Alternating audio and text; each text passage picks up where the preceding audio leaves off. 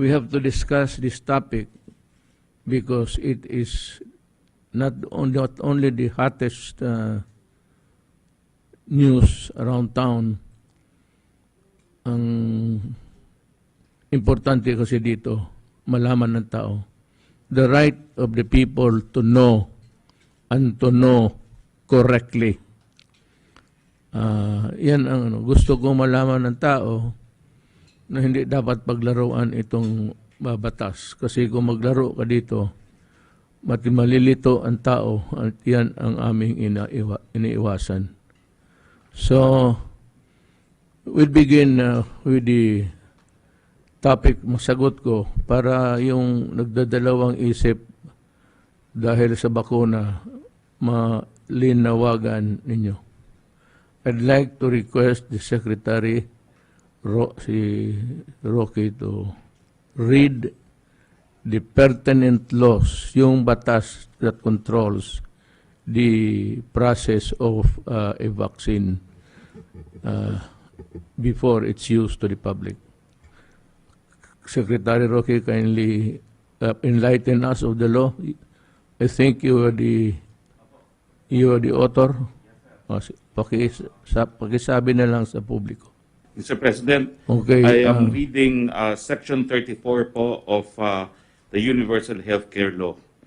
The health technology assessment process shall be institutionalized as a fair and transparent priority-setting mechanism that shall be recommendatory to the DOH and PhilHealth for the development of policies and programs, regulations, and determination of a range of entitlements such as drugs, medicines, pharmaceutical products, and other devices, procedure and services as provided for under this Act, provided that investments on any health technology or development of any benefit package by the DOH and PhilHealth shall be based upon positive recommendations of the HTA, provided further that despite having undergone the HTA process, all health technology intervention or benefits package shall be subjected to periodic review, provided furthermore that the health technology assessment may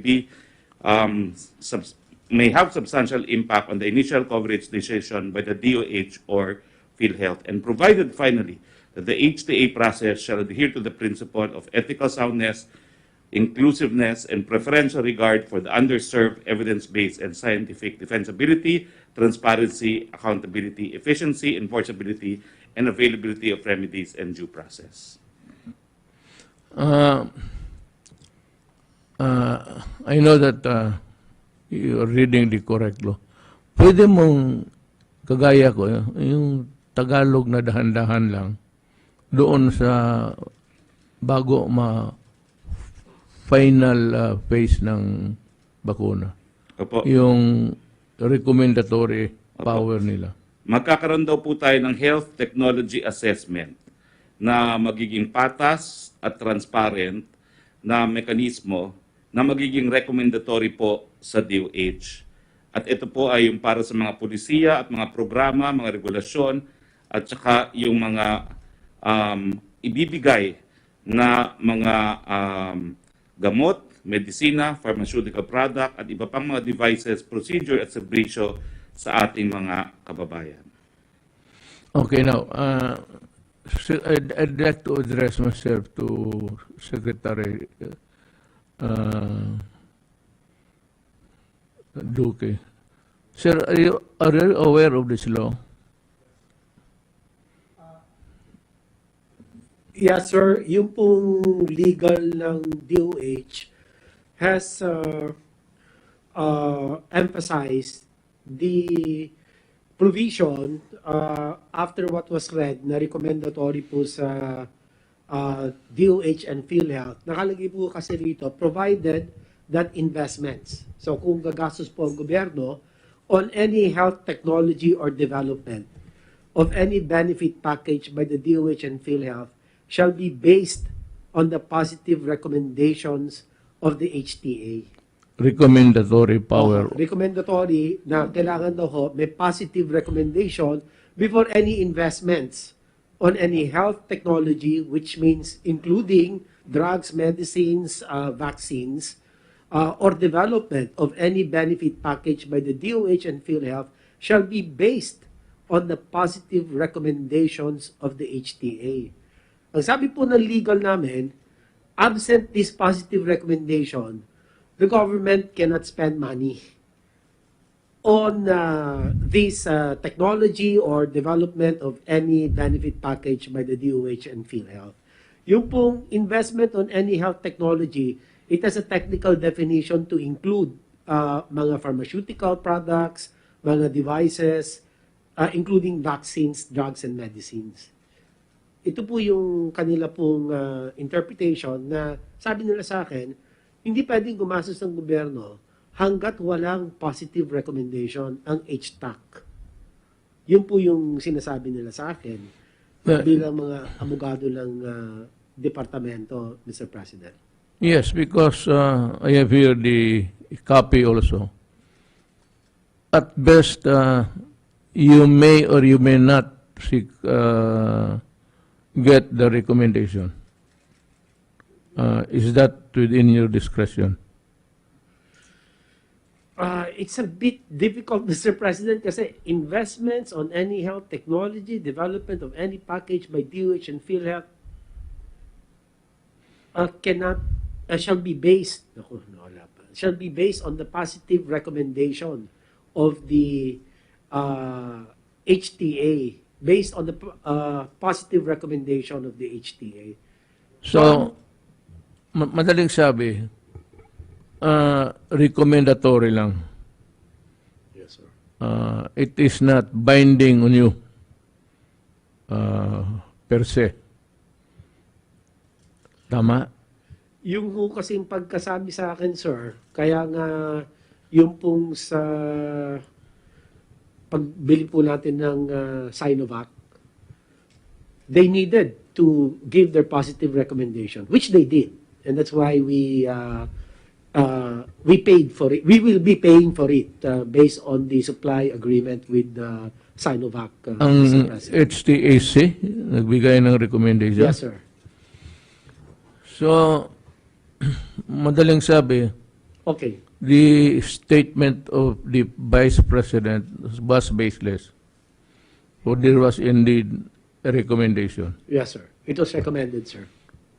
Yan ho ang sinabi ko. Kasi ang unang lumabas na statement was just a simple na sana sinunod yung proseso. Yun ang statement ni Robredo. Na alam ko na kayo mismo sa task force, sinabi ko, cut the red tape. Yes, sir. And come up with something that is good and do it fast. Yes, sir. Ang statement niya, sana nasunod ang proseso. Alam mo, abogado man kaming dalawa, a misplaced comma could change the meaning of everything. Ganon yan. So yung sinabi niya na hindi, sana sinunod yung proseso, magbibigay siya ng bakukang sa ulo ng tao na sinabi ni Vice Presidente. Vice Presidente siya eh. Sana papapabakuna ako, kaya lang sinabi na hindi nasunod yung proseso. Turns out that at best, nakuha nila yung recommendation. There was a recommendation. Yes, sir. So, hindi totoo yun wala. Hindi ho kailangan na recommendation, sir, for the donation. Kasi nakalagay ito, investment, wala naman tayo in-invest. Donated yun eh. Okay. So, EUA lang po, yung emergency use authorization lang po, ang kinailangan. Which binigay naman po ng FDA based on your EO 121. Yes. Kaya nga, sinasabi ko, yung statement na yun, ang dating sa mga tao, medyo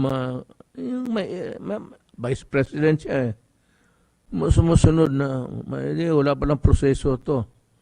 So, ang magbigay ng ano yan sa isip ng tao.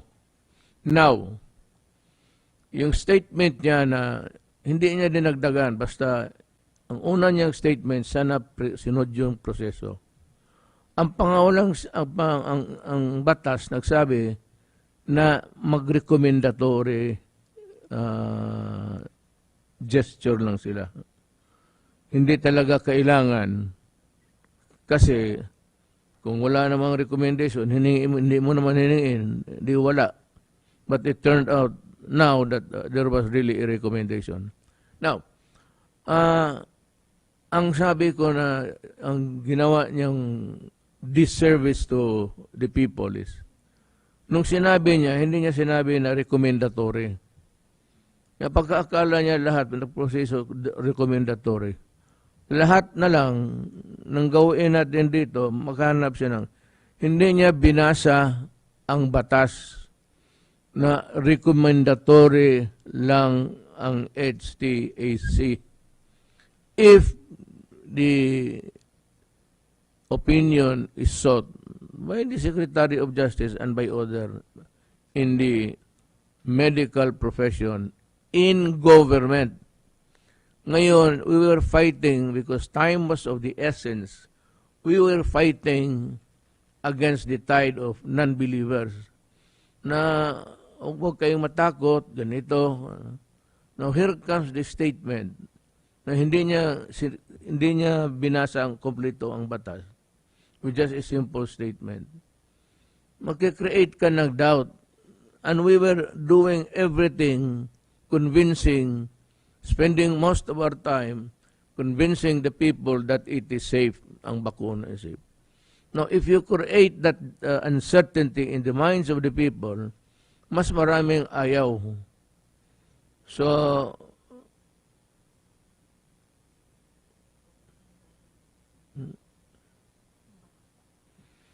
ito yung HTA process shall be institutionalized as far as transparent priority setting mechanism, that it shall be recommendatory to the DOH and PhilHealth. Wala namang humingi ng if there is no issue about kasi nga donated yun, nakabalot na. And ganito, binigyan na ang bakuna ng EUA, Use of Emergency Authority. Imbis na magtulong tuloy to convince the people, here she comes and making it appear that government has failed in its mandate of securing. Kaya nga, doon ako, hindi ako napikon. Hindi ako mapikon kaya hindi ko sarili ito. Ang akin, medyo galit ako for coming with a half-truth. Basahin mo kalahati lang, yung recommendatory power lang, na hindi na kinuha. Dahil hindi na nga kailangan, kasi donated yun eh. At saka binigyan ng authority ng FDA. Alam mo mga kababayan,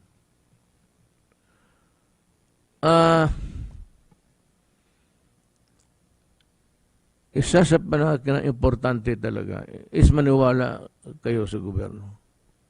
At huwag lang basta-basta, sinabi ko nga sa inyo noon dito kayo makinig sa gobyerno kasi yun ang trabaho namin. Pinapag-aralan muna at bago gagamitin.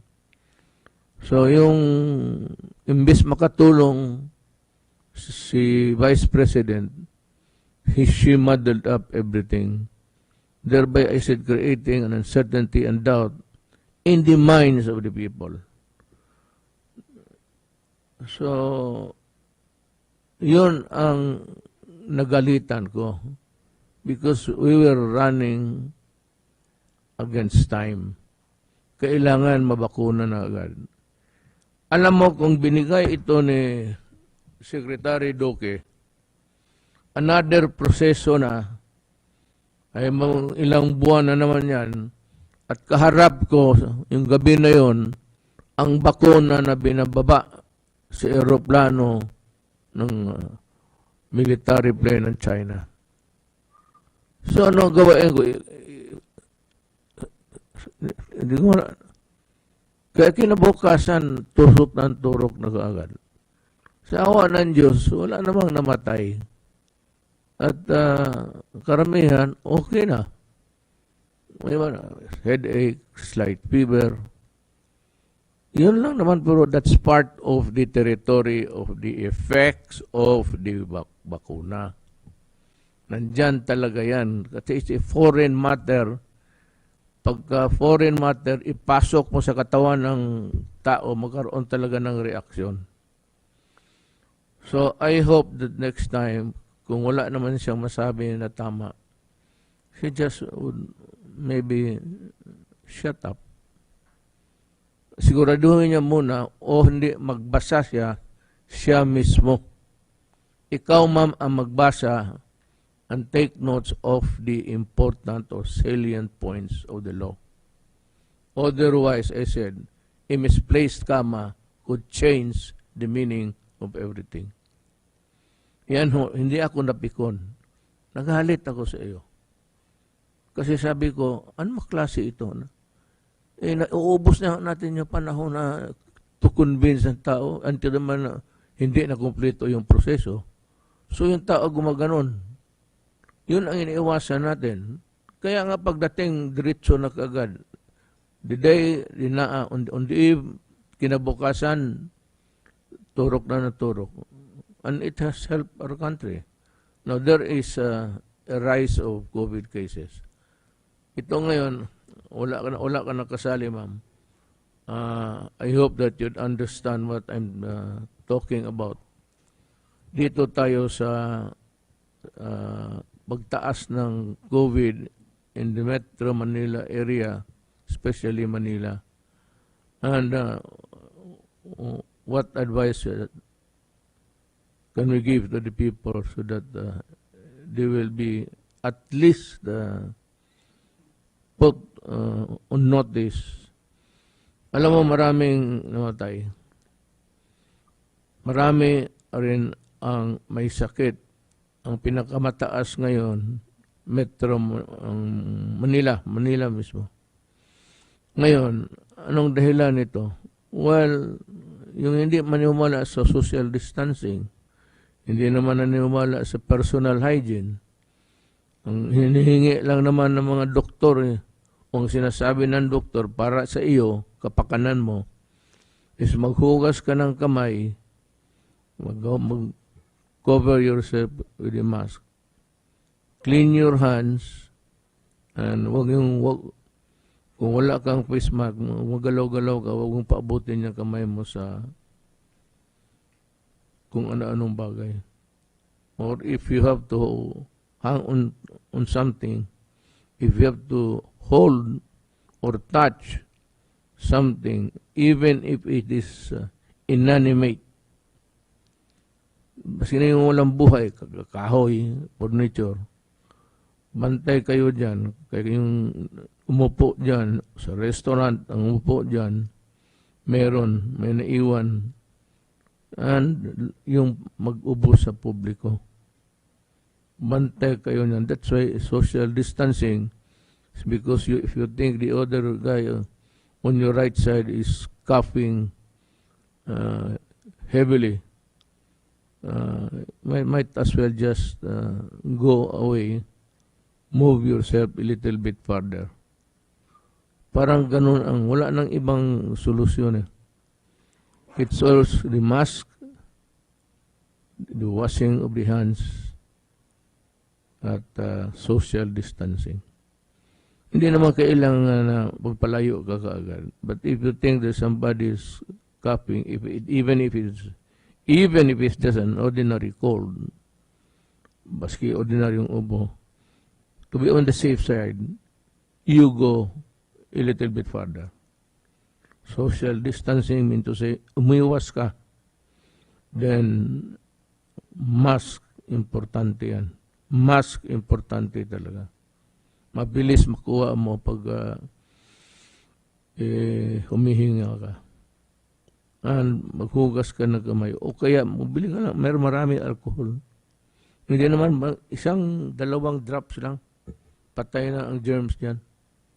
It's not so expensive and it's not something which is consumable sa madaling panahon. Put your trust on the advice of government people, especially if coming from the Secretary of Health. At yung galing mga salita ni, ako pati si Secretary Roque, maghanap ako hinahanap ko ng isang dokumento na magsabi kayo mag-deny or magsinungaling. Wala sa trabaho namin. Hinahanap ko yung batas. There is nothing at all which says that we have to lie. Na hindi kami magsasabi ng totoo. Ngayon, si Secretary Roque, ano yung lumalabas sa bunganga niya? Binabayaran niyo yung sweldo niya. Pinag-aaralan niya yung trabaho niya. Kagaya ni Secretary Roque. Tapos hanapan mo lang ng mali kung anong mali, na yung mali naman, hindi naman importante. Hindi ganun ka-importante at hinahabol natin yung isipan ng tao about the benefits of. Magsabi ka, hindi sinunod ang proseso. Sana sinunod ang proseso or something like that. Hindi sinunod. Ilagyan mo ng bakukang sa ulo, ayaw na pagbakuna. Then you put everything in shambles along your way with your statement. Remember that you are the Vice President. Now, is there any law or in your oath of office it says that you have to lie? You are dwelling on half-truths. Kalahati lang. Ang sentence, ganito yan, patayin. Period. Lagyan mong patayin ka. Patayin mo. O sampalin mo. O bugbugin mo. So, ilang bugbog. Ang iyo ganon eh. Huwag kang magkumuha ng medisina palabas niyan kung wala yung proseso. The proseso that you think, ano dito? Section 34, the investment on any health technology or development for any benefit package by the DOH and PREISDENT shall be based on the positive recommendation of the... Ito, nakabalot na. Nag-submit na ng sa FDA. Ang FDA lang, itong sinasabi mong proseso, kung mga bagong medisina, doon nila ipadaan. Pero ito, donated to. Madaling sabi, ginagamit nila sa China. So, I hope we can understand each other. Yun ang mali mo. Hindi ako pikon.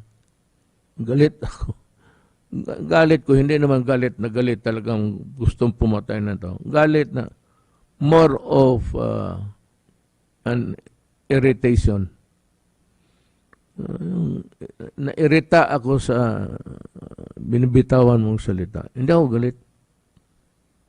Galit in the sense na parang nairita nga. Ito, anak ng witeng naman eh. Bakit man niya masabihin kung ano, yun. That was the reaction. So, hindi ako, walang pikunan dito. At hindi ako mapikon. Hindi ko ito personal. Yung mga tao maniwala sa iyo ay ang magpabakuna, hindi, bahala sila. Hindi ako mapikon sa kanila. Naniwala kayo sa kanila, kay Vice President. That is your own lookout.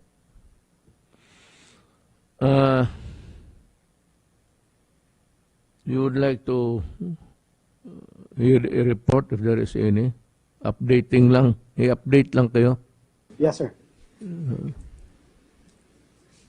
Magandang gabi po, Ginoong Pangulo at aking mga kasama sa Interagency Task Force at sa kabinete. Dalawa po ang bahagi ng aking pong ulat ngayon na gabi. Ang una po ang usual COVID-19 situationer at ang pangalawa po ay ang updates on biosurveillance. Can we have the first slide? Ito po yung mga pangunahin mensahe, Mr. President, para po sa ating mga kababayan. Unang-una, may patuloy na pagtaas po ng mga kaso sa mga regions 4A, Region 3, ang Central Visayas o Region 7, at ang lalong-lalo na po partikular ang NCR, na kung saan po nagpakita ng mataas na 2-week growth rate. Ang ibig po sabihin nito ay nagkaroon po ng mataas na bilang ng kaso ng COVID. Ngayon, kasalukuyan 2 linggo, kumpara po nung ikatlo hanggang ika-4 na linggong nakaraan. At sa NCR po ay ang critical risk ang Pasay City at ang Malabon City. Samantalang sa high risk level po ang Navotas, Makati, and San Juan cities. May 6 na pong mga rehiyon na asa moderate risk classification. Ang pangalawa pong mensahe natin, yung pong habang tumataas ang mga kaso sa mga naturang mga lugar, ay sinisiguro naman po natin na sapat po ang kapasidad ng ating pong sistemang pangkalusugan at kung saan man may mga kakulangan ay handa naman po tayong palawig ng kanila pong kapasidad. Ang Region 7 and CAR ay sa kasalukuyan may pinakamataas na healthcare utilization rate at 48 and 47% respectively. Pero maigi lang, Mr. President, as a low-risk classification pa rin po ang dalawang regions na ito. Ang high-risk areas, other than the region, ang Makati City and Davao Occidental po ay high-risk ang kanyang healthcare utilization rate, samantalang moderate risk areas ang mga sumusunod. Lapu-Lapu City, Ormoc City, Nueva Vizcaya, Santiago City, Ifugao, Mandaue City, Mandaluyong City, and Cebu Province.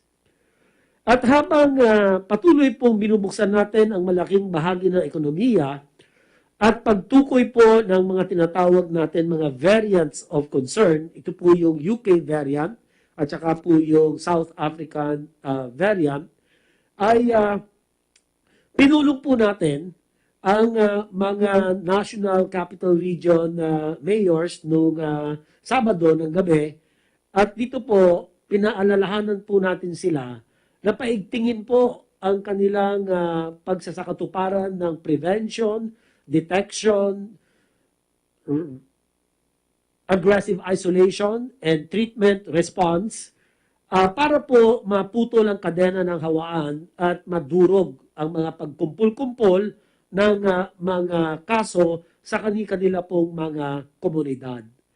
At ito pong mga estratehiyang ito ay atin na pong ginawa ito at napatunayan na epektibo sa lumipas na 12 buwan po na tinutugunan natin ang pandemic COVID-19 pandemic response. Ngunit sa ngayon, dahil nagtataas na naman po, kailangan talaga mas mabilis, talaga mas enforced ang kanila pong pagsasakatuparan ng mga strategies na ito. Lalo na po yung sinabi niyo po, Mr. President, tama po kayo, kailangan talaga sumunod doon po sa ating pagsuot ng face shield, face mask, yung pong physical distancing, at saka yung regular na pag-sanitize or disinfect ng mga kamay at mga gamit na madalas pong hawakan.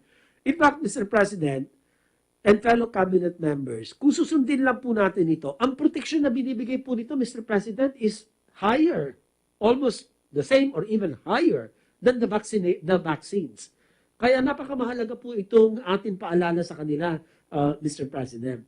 So, ganun pa man, yun din na mga binanggit ko na mga variants of concern ay patuloy po na pinaiigting natin ang pagbabantay o pagmamatsyag, yung surveillance effort to monitor and detect ito pong mga areas of concern or variants of concern, Mr. President. So, Mr. President, ito lang po ang aking pong report at handa po akong sumagot sa mga katanungan. Salamat po, sir. Sir, have you identified the various variants that have emerged from this pandemic? Ilan, sir? If I understood you correctly, kung maraming tinatamaan, mas maraming kaso mutation na mangyayari. Tao por tao. Ayan ang mga kababayan ko, yan ang pinakadelikado. Pag tapok sa isa, lilipat naman sa isang katawan ng tao, maging sariling COVID-19 niya, plus yung ng mag-develop doon sa katawan ng tao. Well, we have issued the warning. It's very simple. Wash your hands, wear a mask, then social distancing. At yun, importante dyan is hugas na kamay, pati yung mask, especially sa public. Hindi po ako nakalimutan, sir. Yes, sir. With your permission, sir. Yung pong contact tracing, doon po sa mga komunidad na meron na po talagang napakataas ng bilang ng COVID cases, kailangan din po yung contact tracing ay paigtingin, palakasin po ito. Dahil napakamahalaga po ito bilang isa sa mga hakbang na makakahinto ng hawaan.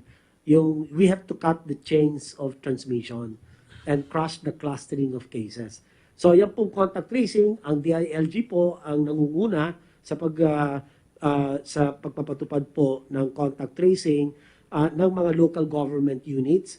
At siguro mahalaga po na buhusan natin ng contact tracers dito po sa Pasay, Malabon, Navotas at Makati para po mas mabilis po nilang mahinto ang hawaan, ma-identify kaagad po yung mga exposed doon po sa mga COVID cases, and through the Oplan Kalinga, ma-isolate sila kaagad or ma-quarantine po sa lalong madaling panahon para hindi makapanghawa.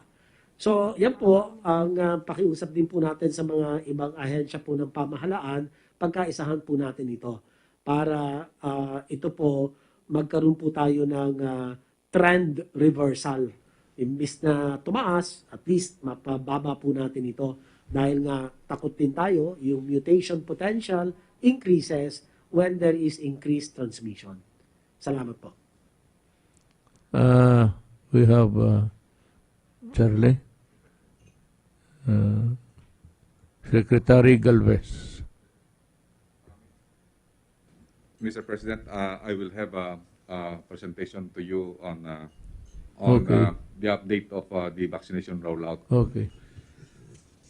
Mr. President, Senator Bongo, my fellow cabinet members, magandang gabi po. Next slide, please. Next slide, please. Yung briefing po natin po ngayon ay bibigyan po natin ng konting pahapyaw po yung global update at saka yung update po ng ating vaccine rollout. And then also yung atong update natin sa negotiation at saka yung mga indicative deliveries po natin, Mr. President. Next slide, please. So kung makikita po natin ang ating global vaccination, meron na po tayong 300 million plus. At ngayon po, Mr. President, ay tumaas po yung tinatawag nating daily rate natin na 7 million. And then ang nakakatuwa po ay nakasama na po ang Pilipinas sa mga numero. At meron na po tayong more or less 44,000 na doses na na-administered. At yung ating doses ay na-delivered na po sa mga vaccination site, mga 463,000 plus. I will give you also the details. So minsan yung mga tinatawag natin yung mga restrictions sa AstraZeneca, meron pong data sa UK na nagsasabi na yung AstraZeneca jabs prevent 80% of hospital admission among over 80 years old. So kaya po nung nagkaroon po tayo ng deliberation sa NITAG, ay yung AstraZeneca po ay in-administer po natin sa mga senior healthcare workers po natin. So binigyan po natin sila ng priority. And then also France, Sweden, and Germany now allowing the use of AstraZeneca for over 65 years after initial restrictions. And then yung US din po nagkaroon na po ng pangatlong kanilang tinatawag na US-made na vaccine, yung J&J. Nagkaroon na po sila ng tinatawag na tatlong vaccine na available po sa kanya. And then yung India, parang nakita po natutuwa po kami kasi yung ating model na tripartite agreement with the private sector, parang yung India at saka Indonesia rin po ay halos tumatapat po sa ginagawa po natin at nakita po natin talaga yung private sector ay maganda po ang kanyang magiging contribution in order to maximize and accelerate our vaccination program. And then yung recent hesitancy po ng ating mga kababayan sa Sinovac, noong nagkaroon po tayo ng vaccination ng ating mga director ng mga hospital, tumaas po ang level ng kanilang confidence. In fact, doon sa Northern Mindanao Medical Center, almost halos 100% yung nagpapabakuna na. And also yung last Saturday dito sa Santa Rosa, yung lahat po ng civilian doctors ng Qualimed nagpabakuna rin po ng Sinovac at saka ng AstraZeneca. Halos araw-araw marami po nagre-request ng mga vaccine. Ibig sabihin po, Mr. President, talagang tumaas na po yung tinatawag natin na uptake o yung tinatawag nating tumaas na po yung kagustuhan ng ating mga kababayan na magkaroon na po ng bakuna. Next slide, please. Kung makikita din po natin na yung sa mga bakuna na ginagamit sa buong mundo, yung AstraZeneca at saka Sinovac na ginagamit po natin, ay top 5 po yan. Meaning, gusto nating i-assure na yung ating mga kababayan na yung ginagamit nating bakuna ay ginagamit na rin po sa napakaraming countries. So sa AstraZeneca po, meron pong 67 na approval. Ibig sabihin, 67 na countries na nag-approve na pwede po siyang gamitin. At doon po sa Sinovac, meron pong 15 countries. Next slide, please. At kung makita po natin kung ilang mga bakuna ang ginagamit sa buong mundo, meron na pong 120 countries na nagkaroon na po ng administration ng vaccine worldwide.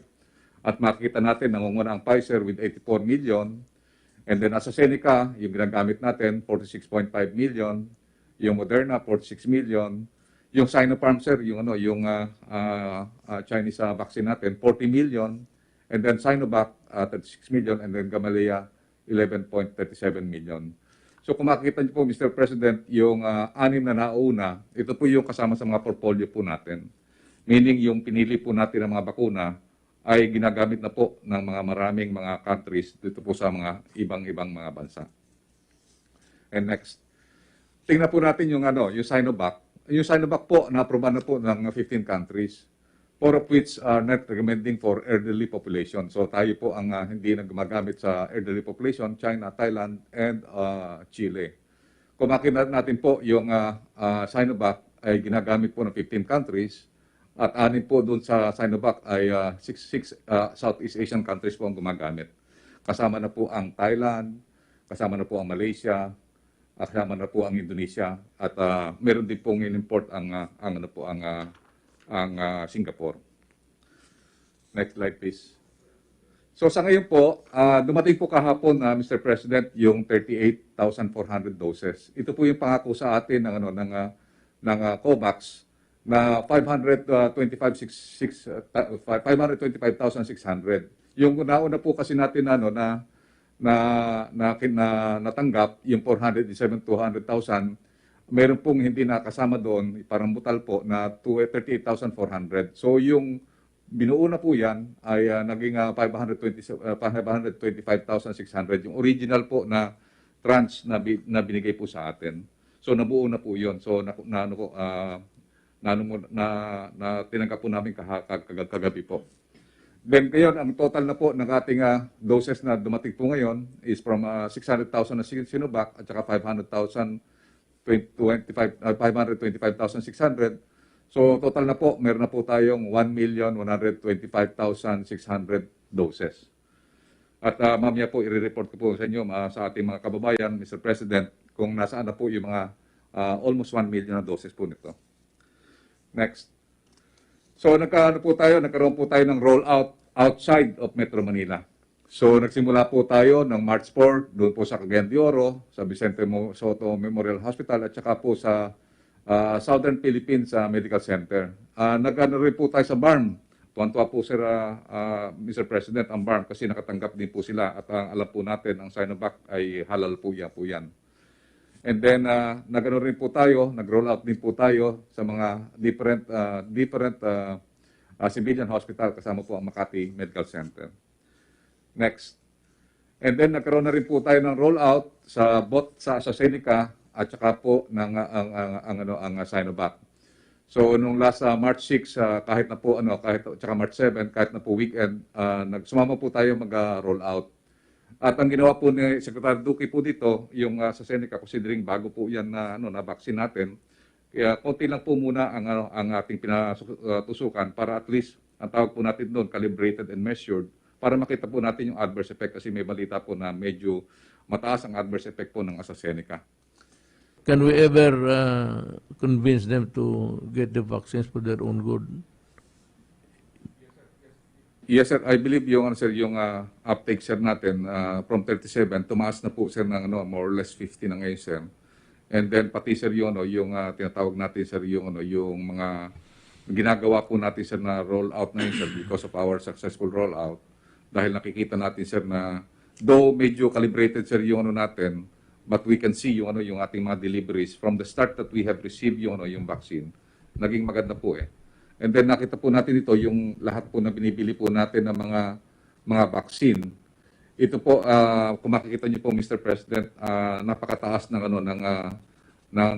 tinatawag nito usage nito sa different countries. Yung Novavax, this will be a future generation vaccine considering it is also being tested for UK variant at saka po yung South African variant. So if the vaccines that we have signed, the delivery we have signed already, how much or how many all in all do we have by, say, June, July? June, July po, sir, ang next slide po, sir. Sir, ito po, sir, sir, natin, sir. Kung makita, sir, natin sa ating next slide, ito yung indicative deliveries po natin. So, kung July, kung sa second quarter, we expect na meron tayong, sir, nandiyan ang Sinovac, at saka yung, nandiyan din po yung Covax, at saka yung Novavax. And then also yung, sir, sa May, June, baka dumating na rin po yung AstraZeneca. Meron pong order ang private sector na 2.6 million.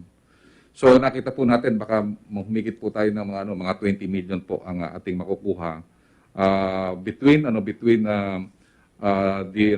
April, May, June po, sir. Yung second quarter po. Okay, I'd like to just repeat again the role of the crucial participation or how the enforcement of these laws, especially those who do not believe and itong avoiding social distancing, it is really very important that the DILG plays its role. Kasi ang gobyerno kasi natin ganito, ako yung pinakaulo. ang pinakabuntot ko yung barangay captain. Hindi echelon sa the president, the vice president, the cabinet member, then yung mga directors ng mga bureau, then after that you have the mayor, mga konsehal, then barangay. Ang barangay ang pinaka-importante sa lahat. Kung talagang kung ginusto lang lahat ng mga barangay captains na magtrabaho, really work at it, baka talagang decrease the number of transmission. Now, for example, in Manila, kung talagang true to life itong mga barangay captain na to, yung political will nila to see to it that everybody gets the vaccine, minus the one who does not really, the number, the certain percentage that do not want it. Meron akong listahan dito, galing ito sa PDEA. Continuous ang away nito. So, sabi ko nga, until the end of my term, yan lang trabaho ko, gagawin ko. Itong sa PDEA, ang napaalis sa trabaho, ibig sabihin, wag na kayong maniwala nito, mga gago na to, at bantayan ninyo at baka ito na naman na mag-umpisa ng droga. Yan ang nasanayan nilang trabaho at I see a very strong urge on their part to get money. At alam nila pera yan, sila na naman ang papalit. Oh well, papalit kayo, isipin mo lang na one life to live. Importante yung isang beses ka lang dumaan dito. After that, wala ka na. So, one life to live ka. So, you make a choice. Yung naalis ka na sa trabaho, then find a good job, work, or if, well, at best, magnegosyo ka na lang kung may pera ka. May pera ka na kasi alam mo ito mga either extortion o kung ano-ano na lang. Ito sila, hindi na ito PDEA at kayong nakaalam niyan, sabihin mo sa kanila, itong binabasa ko na huwag kayo dito sa barangay magloko. At kung may makita kayo na misteryoso, report mo kaagad sa police or sa military. Ang pangalan first is Francis Raymond R. Ogoy, Intelligence Officer, grave misconduct, punishment dismissal. Arrestio Villamor Jr., Intelligence Officer 1, for grave misconduct at nung in-examine sila, positive sa drug use. Ang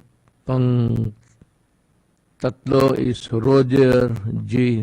Unyo, Intelligence Officer 2, ito grave misconduct, tapos tested positive for drug use. Ito si Joseph Abiner, Administrative 6, grave misconduct, ganun rin, tested positive for drug use. Theodore Barte, Intelligence Officer, grave misconduct, dismissal. Lahat ito sila dismiss. So ito mga tao na ito, bantayan ninyo. Kasi ito yung gagawa ng mga milagro. Kung wala na. Lalo na sa nasanay ng extortion, pangingi-hingi, tapos ulihin yung mga Hindi masyado dito. Pero, ang iba ganito yan eh. Yung sa police,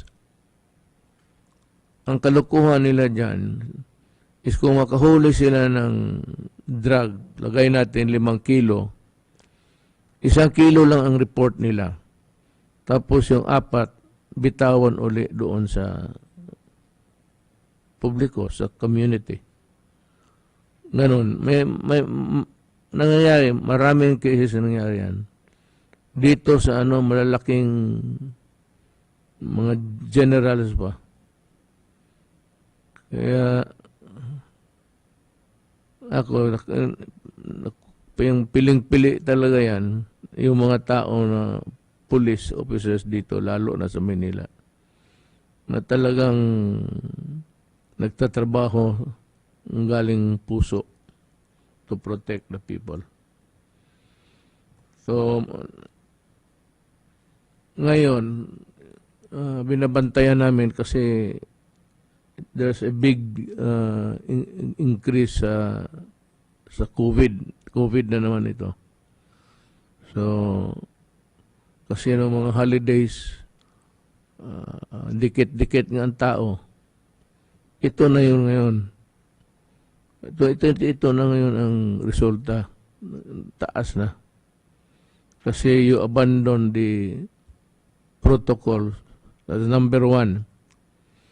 Kasi kung magmaskara ka lang, tapos may face shield ka, imposible na mahawa ka. Kung huwag mo lang gamitin yung kamay ron sa mukha mo. Ang yan ang lahat said, even in the inanimate, yung walang buhay kahoy, ganun. Didikit rin yan. May mag-iwan yan, tapos makuha mo. So yan lang ang payo namin sa inyo.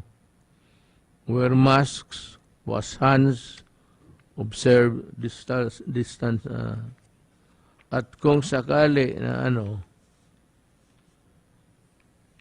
may malaman ka na medyo palayo ka na kaagad. Palayo ka na. Maniwala kayo sa gobyerno, sumunod lang kayo. Yan ang sekreto diyan. Hindi para sa ibang tao yan, para sa iyo. At para sa ibang tao, kasi hawain mo. Without knowing it, maybe asymptomatic ka, you pass on your. Kung ang hygiene mo sa labas, mabuti, may maskara ka, social distancing, and the washing of the hands, alcohol. Sabi ko nga sa inyo, punta kayo sa gasolina, hindi ko nagpapatawa. Yung pagtubil na may maiwan talaga yan, kukunti. Pagtapos, pag-pump niyan sa sakyan, meron hindi maghingi ka na sa inyo, maghugas lang ako ng. Then do not play your hands on your face because the virus can enter sa mata, sa ilong, pati sa bunganga. Yan ang COVID-19. At kung maglipad yan sa iba't ibang tao, sa isang tao, mag-iba ang anyo. Depende sa tao eh. May sarili tayong chemistry sa loob ng katawan na pag pumasok yan sa isa, magkaroon ng sariling mutation yan o bagong anak, iba ng itsura.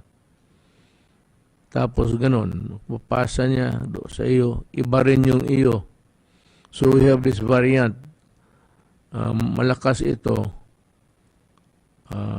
We're trying to find out a way of effectively combating this new developments sa mga variants sa COVID-19. Sana kung makatulong lang kayo sa bayan, sumunod lang kayo at medyo mapababa natin ang kaso ng COVID. Wala naman kami siguro ibang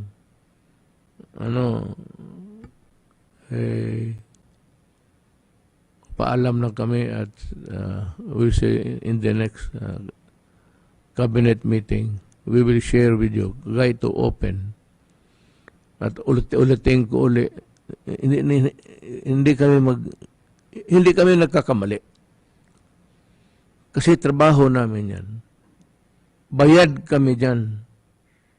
At kung bayad kami dyan, ano man gawin namin dito sa pagbabayad ninyo? Mag-upo lang? Hindi kung ano yung mandate ng batas. Kasi kami ang inyong hinilal.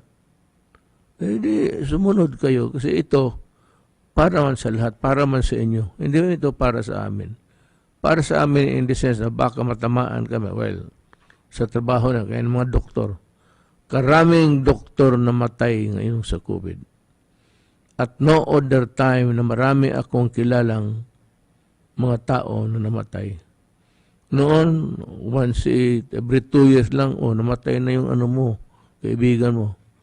Ngayon, weekly. Pati ang masakit pa sa akin yung mga mag-asawa. Kasi katabi palagi. Pagtulog, pagkain, lahat. Ngayon, kung matamaan yung isa, medyo madali na rin yung magkasakit ng partner. Problema niyan, bantay kayo. Kasi may mga anak. Ang mga bata hindi masyado lumalaban ang katawan nila. Pero tayong matatanda, be careful because we might not able to make it. Basta ang sabi ko, itong washing of the hands, social distancing, and mask. It's your life. You only lived once. Kung ready ka na, kung saan pumunta, kung totoo man yung impyerno pati langit, mamili ka na doon. Kung anong nasa pinaglakihan mo na reliyon at may ganon, ready ka. Because I said, you have only one life to live. So, please guard yourself. Maraming salamat po.